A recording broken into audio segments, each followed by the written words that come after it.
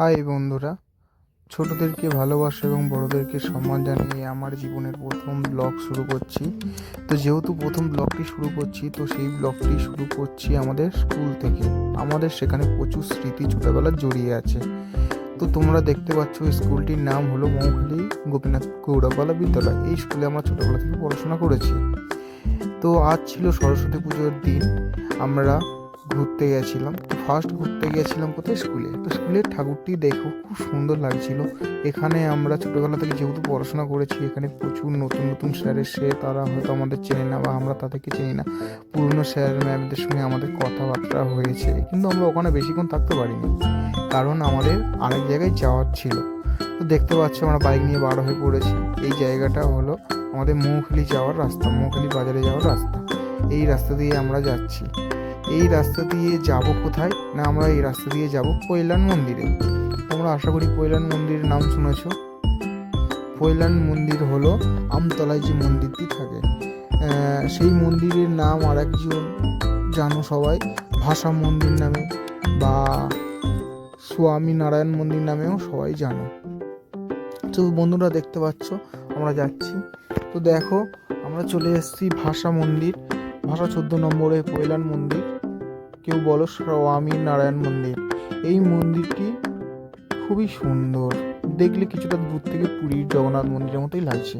এই মন্দিরের starting time মানে শুরু, মন্দিরটি ওপেন থাকে যে সময়টায়, সেই সময়টি হলো 8টা থেকে 12টা সকালে এবং দুপুর 2টো থেকে 3টে থেকে 8টা পর্যন্ত। সরি বন্ধুরা, দুটো বলা ভুল হয়েছে, ওটা 3টে থেকে 8টা পর্যন্ত এই মন্দিরটি খোলা থাকে। এই মন্দিরে কিছু নিয়মাবলী আছে। যেমন নিয়মাবলী বলতে গেলে, এই মন্দিরে ভিডিও তোমরা বাইরে থেকে করতে পারবে, সাইড থেকে করতে পারবে, কিন্তু ভেতরে গিয়ে ভিডিও অ্যালাউ নেই। যদি কোনো কারণে ধরা পড়ো, সেখানে 500 থেকে 1000 টাকা ফাইন হতে পারে। এই মন্দিরের আরও কিছু নিয়মাবলী আছে, যেমন এই মন্দিরের ভেতরে হাফ প্যান্ট এবং মেয়েদের হট প্যান্ট এইসব পরা অ্যালাউ নেই। এই মন্দিরে যেতে গেলে ভদ্রভাবে যেতে হবে। আমরা গিয়েছিলাম সরস্বতী পুজোর দিন। তো চারিদিকে কাপেলরা বসে আছে, বন্ধুরা তোমরা দেখতেই পাচ্ছ। আর আমরা গিয়েছিলাম ঠিক সকাল 10টা থেকে 11টার মধ্যে। এখানে আরতির টাইমটা খুব ভালো। সকালেও আরতি হয় 12টা বাজার ঠিক 10 মিনিট 15 মিনিট আগে, এবং সন্ধেবেলা 5টা থেকে। আরতির টাইমটা খুব সুন্দর, এবং আরতির টাইমে যদি তোমরা কোনো যেতে পারো, দেখবে তোমাদের মন ফ্রি হয়ে গেছে।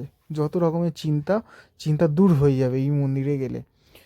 মন্দিরটি খুব সুন্দর, দিনের বেলা এরকম লাগছে, রাত্রিবেলা আরও সুন্দর লাগে।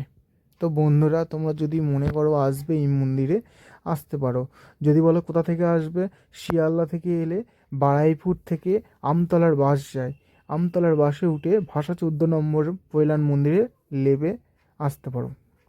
এখানে যারা গাড়ি নিয়ে আসবে, বাইক নিয়ে এলে পার্কিংয়ে জায়গা আছে, পার্কিংয়ের জন্য 20 টাকা নেয়, এবং 4 চাকা হলে মনে হয় 30 টাকা নেয়। আমরা যেহেতু বাইকে গেছিলাম, আমাদের কাছ থেকে 20 টাকা নিয়েছিল।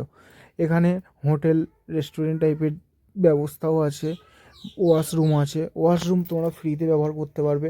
জুতো রাখার জায়গাও আছে, সেগুলো তোমরা পুরো ফ্রিতেই রাখতে পারবে।